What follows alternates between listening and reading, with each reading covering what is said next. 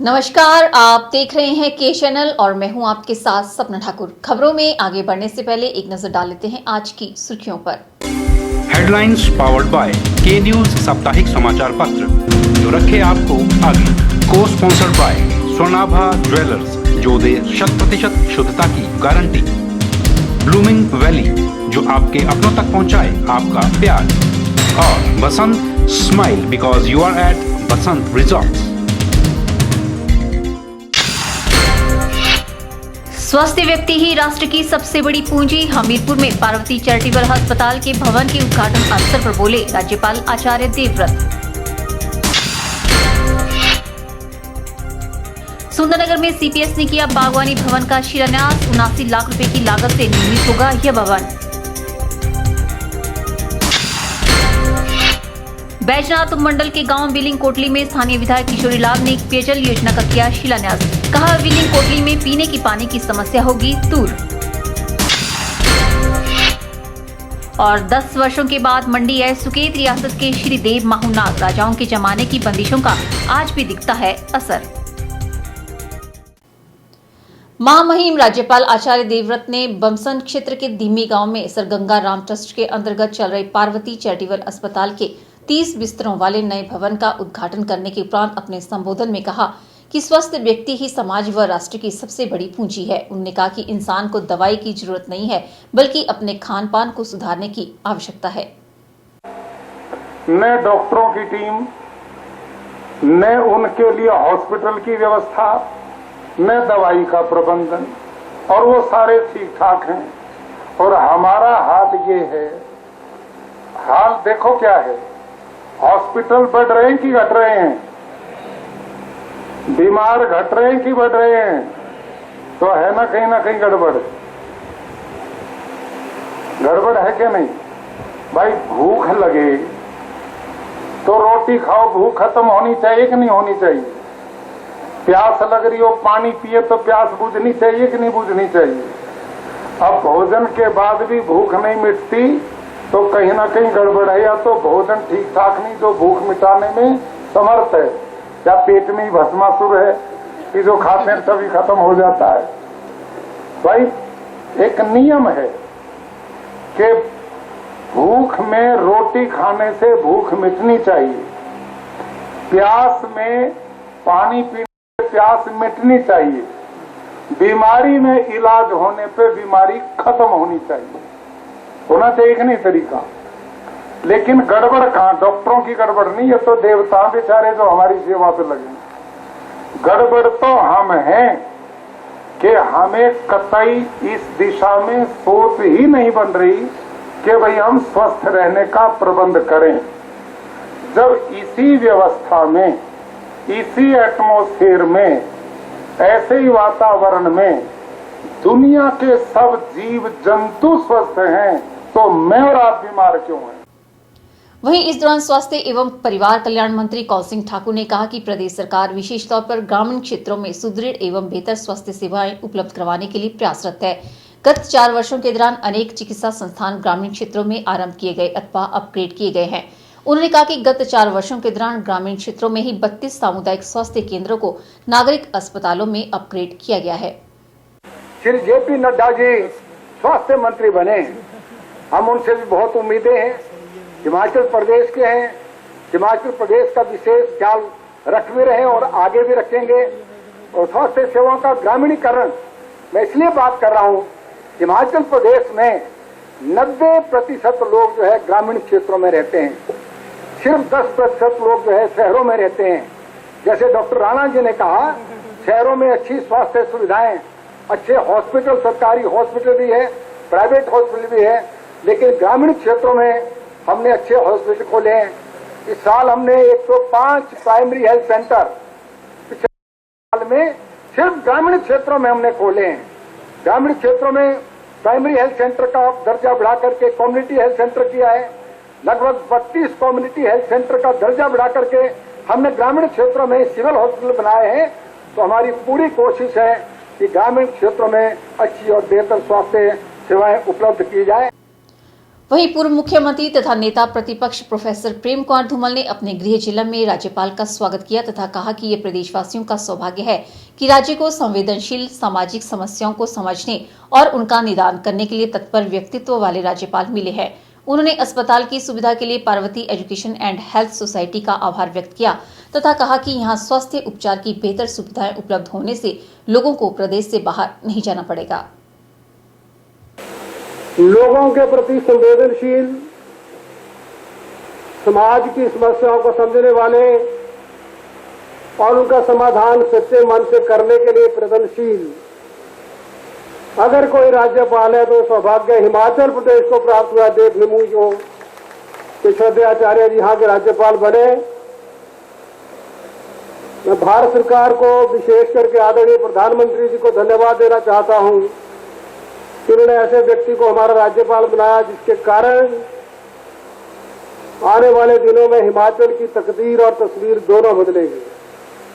बागवानी मिशन तथा दूसरी अन्य मुख्य योजनाओं से लगभग 900 बागवानों को लाभ पहुंचाया गया है तथा गत वर्ष 1995 बागवानों को बागवानी से संबंधित प्रशिक्षण प्रदान किया गया है। ये जानकारी मुख्य संसदीय सचिव सोनलाल ठाकुर ने सुंदरनगर में बागवानी भवन के शिलान्यास अवसर पर दी। मुख्य संसदीय सचिव सोनलाल ठाकुर ने शनिवार को सुंदरनगर में 79 लाख रुपए की लागत से निर्मित होने वाले विषयवाद विशेषज्ञ उद्यान विकास अधिकारी उद्यान प्रसार अधिकारी कार्यालय के भवन का शिलान्यास किया। इस अवसर पर सोहनलाल ठाकुर ने कहा कि इस कार्यालय के बनने से सुंदरनगर विकासखंड के बागवानों सहित विभाग के अधिकारियों व कर्मचारियों को बेहतर सुविधा उपलब्ध होगी। उन्होंने कहा कि सुंदरनगर विकासखंड में गत वित्तीय वर्ष में बागवानी तकनीकी मिशन के तहत क्षेत्र विकास, पावर ट्रिलर, पावर स्प्रे, केंचुआ खाद शेड, पैकिंग व ग्रेडिंग हाउस तथा ओला अवरोधक जाली इत्यादि पर 20 लाख रुपए खर्च करके 60 बागवानों को लाभान्वित किया गया है। उन्होंने कहा कि इसके अतिरिक्त बागवानी मिशन तथा दूसरी अन्य मुख्य योजनाओं से लगभग 900 बागवानों को लाभ पहुंचाया गया है तथा गत वर्ष 195 बागवानों को बागवानी से संबंधित प्रशिक्षण प्रदान किया गया है। उन्होंने कहा कि पिछले साल क्षेत्र के बागवानों को 19,000 से अधिक पौधे भी वितरित किए गए हैं।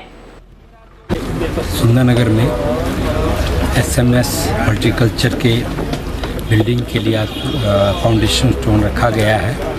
बहुत समय से इनके लिए ऑफिस की एकोमोडेशन की प्रॉब्लम थी, तो आज इसका विधिवत यहाँ शिलान्यास हुआ है और मैं उम्मीद रखता हूँ कि PWD विभाग इस बिल्डिंग के कार्य को अपने निश्चित समय अवधि में पूरा करेगा ताकि हमारा हॉर्टिकल्चर विंग जो यहाँ काम कर रहा है उसको अपने कामकाज करने के लिए सुविधाएँ यहाँ मिलें। के करीब इस पर खर्चा होगा और स्टूडियोज़ के भी बैठने का प्रबंध होगा और ये बिल्डिंग सफिशिएंट इस कार्य के लिए रहेगी। इस मौके पर सोनलाल ठाकुर को उद्यान विभाग के उप निदेशक के नेतृत्व में विभाग के अधिकारियों व कर्मचारियों ने अपनी मांगों से संबंधित ज्ञापन भी प्रस्तुत किया। के चैनल के लिए सुंदरनगर से विजय शर्मा की रिपोर्ट। यहाँ रुकते हैं छोटे से ब्रेक के लिए, जल्द हाजिर होंगे। आप देखते रहिए के channel.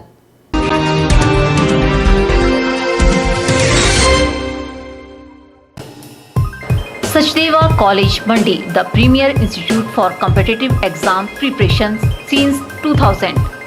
Crash course starts for JEE Main and Advanced, NEET, BSc Horticulture, BSc Agriculture, BSc Nursing, NDA, PET.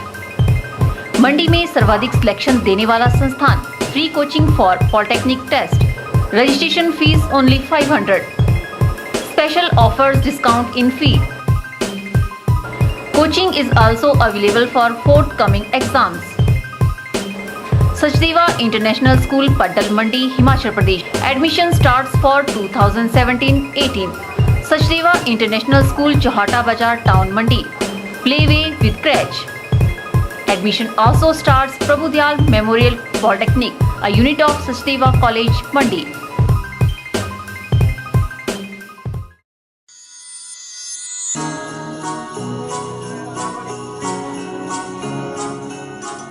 Brinda jewellers, सोने व चांदी में एक विश्वसनीय स्थान। यहाँ आपको मिलेंगे 23 कैरेट व हॉलमार्क के शुद्ध गहने। बृंदा ज्वेलर्स में आप सोने व चांदी के उच्च गुणवत्ता के आभूषण एक से बढ़कर एक डिजाइन में खरीद सकते हैं, वो भी उचित रेंज में। हमारे यहाँ ग्राहकों का विशेष ख्याल रखा जाता है। वृंदा ज्वेलर्स शोरूम में आपको मिलेंगे फैंसी सेट, कानों के झुमके, बालियां, अंगूठियां, नग, चूड़ियां इत्यादि, वो भी अलग ही अंदाज में। हमारे यहाँ लैब से टेस्टेड ग्रहों से जुड़ी राशि के नग भी उपलब्ध है। वृंदा ज्वेलर्स में आपको विवाह, शादी व त्योहारों पर भी विशेष छूट दी जाती है। तो देर मत कीजिए, आज ही पहुँचे वृंदा ज्वेलर्स, सोने व चांदी में एक विश्वसनीय स्थान। संपर्क 2/11 लाल भवन बिल्डिंग, सिरी बाजार मंडी, हिमाचल प्रदेश।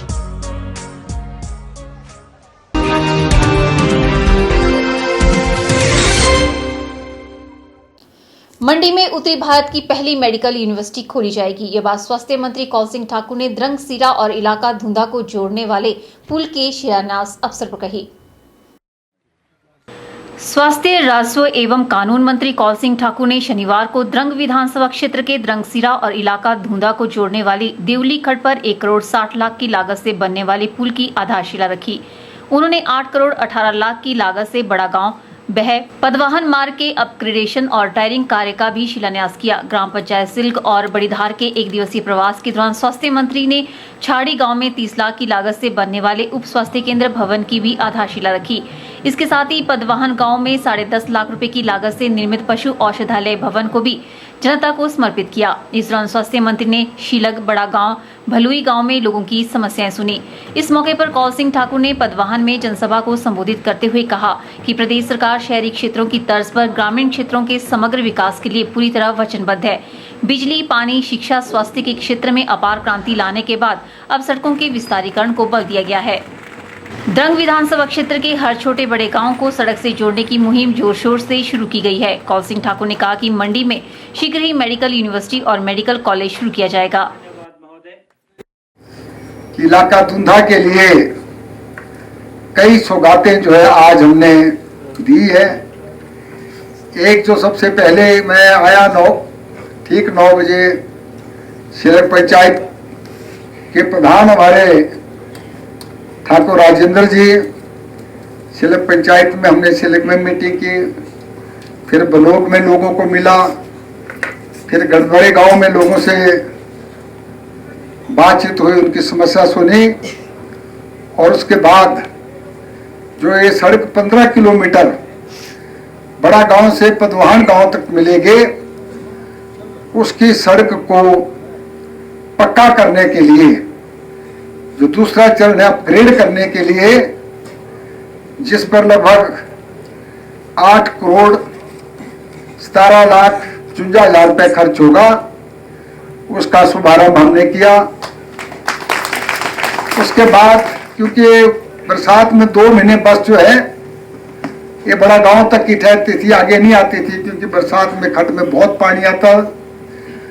उस पर जो पुल बनेगा, उस पुल पर भी 1 करोड़ 60 लाख खर्च होगा, 60 लाख रुपए खर्च होगा। उसका भी आज शिलान्यास किया है। इनके टेंडर भी हो चुके हैं और मैं चाहूंगा कि जल्दी से जल्दी इनका काम भी पूरा हो जाए।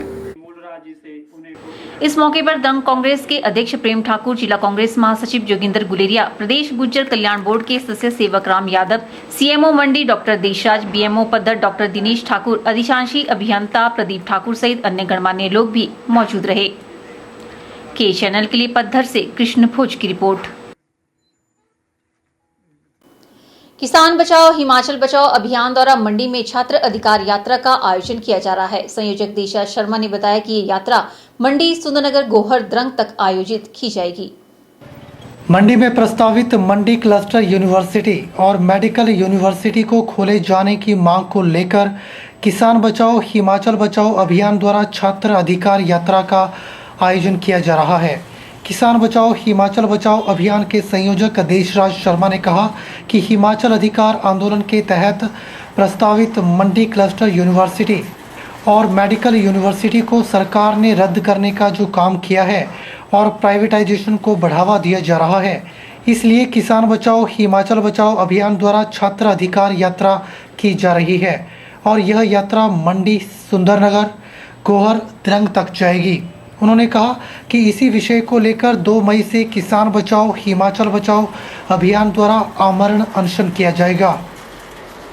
हम लोगों ने हिमाचल अधिकार आंदोलन के तहत जो मंडी क्लस्टर यूनिवर्सिटी और मेडिकल यूनिवर्सिटी प्रस्तावित थी, जिसको सरकार ने रद्द करने का जो काम किया है, उसके खिलाफ और जिस तरह से हिमाचल प्रदेश सरकार सरकारी जो प्राइवेट स्कूल हैं, यूनिवर्सिटियां हैं, अस्पताल हैं, उनको बढ़ावा देने के लिए जिस तरह से हज़ारों स्कूल बंद करके शराब के ठेके खोलने का काम कर रही है, तो उसमें हम ये मांग कर रहे हैं कि मंडी क्लस्टर यूनिवर्सिटी जो कि मंडी, सुंदरनगर, द्रंग और बासा कॉलेज में खोली जाएगी, ये देश की बड़ी यूनिवर्सिटियों में से एक होगी यदि हम इसको खोलने में कामयाब हो जाते हैं। तो इसको लेकर के 2 मई से हम अमरण अनशन भी करने जा रहे हैं।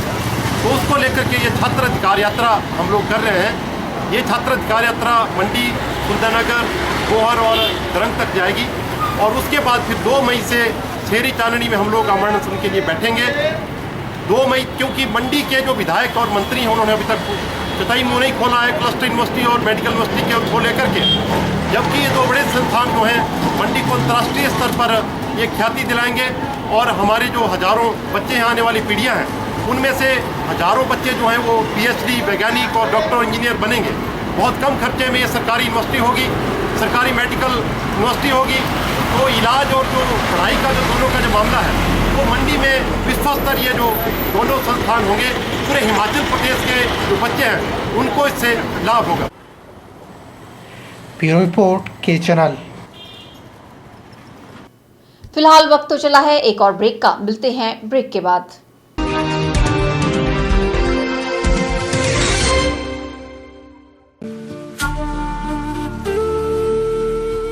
रतन ज्वेलर्स, ज्वेलरी की दुनिया में एक विश्वसनीय नाम। मंडी और सुंदरनगर की तर्ज पर अब नए चौक में भी रतन ज्वेलर्स लेकर आया है अत्याधुनिक आधुनिक आभूषणों का भंडार। यहाँ पर राशि के असली रतन तसल्ली बख्श मिलते हैं। इसके साथ ही diamond jewellery, gold jewellery hallmark के साथ मिलती है। यहाँ पर आपको मिलते हैं खुद द्वारा तैयार किए गए संपूर्ण गुणवत्ता वाले आभूषण। रतन ज्वेलर्स द्वारा पूरी विश्वसनीयता के साथ बनाए जाते हैं स्थानीय व हिमाचली आभूषण। साथ ही यहाँ ब्रांडेड ज्वेलरी भी उपलब्ध है। आभूषणों से संबंधी अधिक जानकारी और बेहतर खरीदारी के लिए आज ही संपर्क करें। रतन ज्वेलर्स, नियर सब्जी मंडी, नए चौक।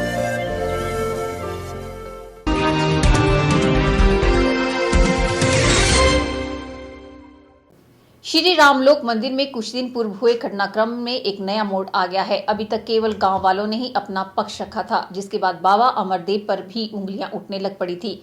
बाबा पर आरोप लगाए गए कि उन्होंने मंदिर में आई महिला पर वार किया था। इस घटना में घायल हुई 52 वर्षीय शांति देवी ने उस दिन बताया था कि वह मंदिर में पूजा करने गई थी, जहां किसी बात पर बहस हो गई और बाबा ने तेजधार हथियार से वार कर उसे घायल कर दिया था। सर कभी नहीं गई मंदिर, कभी नहीं आई। सोचा इसके दर्शन भी कर रहा हूँ बाबा के और मंदिर भी जाया हूँ।